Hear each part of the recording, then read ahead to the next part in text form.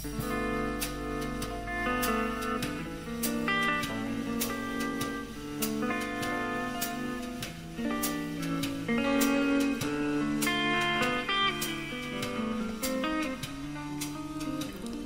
n'y avait pas plus jolie fille aux Jacksons que Minnie Waterfield.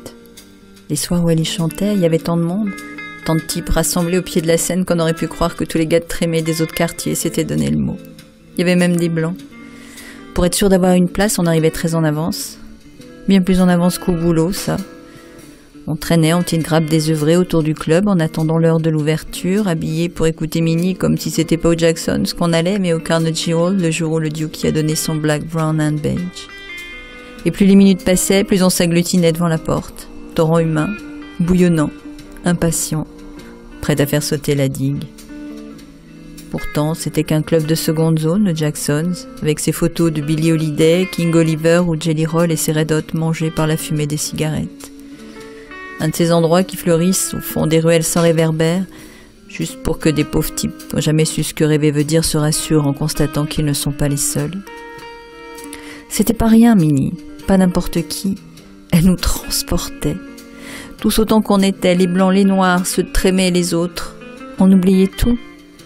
Le Jacksons n'était plus le Jacksons, avec ses fenêtres recouvertes de vapeur grasse et ses murs noircis de traces de doigts, mais une grande et belle salle de concert, comme on en voyait sur les pages fatiguées des magazines qui traînaient chez le barbier.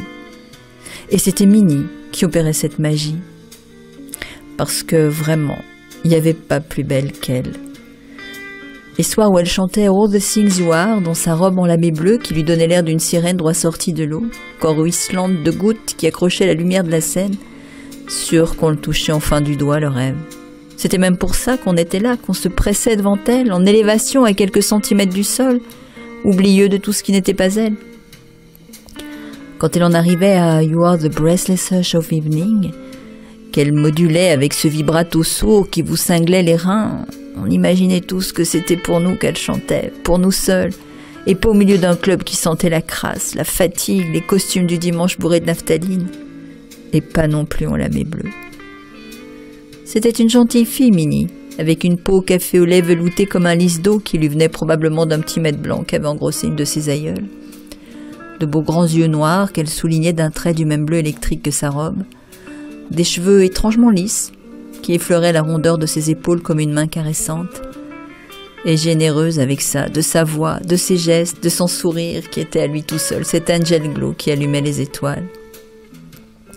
La manière dont ses aigus se perdaient en un souffle tremblant, presque en un secret murmuré contre votre bouche, vous décollait du sol aussi sûrement que si le Créateur vous avait saisi entre le pouce et l'index pour vous regarder dans le blanc des yeux. Et sa façon de jeter les bras en avant comme si c'était pour vous et vous seul qu'elle le faisait, sa façon de dire plus que de chanter, de susurrer plus que de dire « Someday my happy arms will hold you », ça vous donnait envie de lui demander pourquoi attendre, de lui crier que ça pouvait être aussi bien maintenant.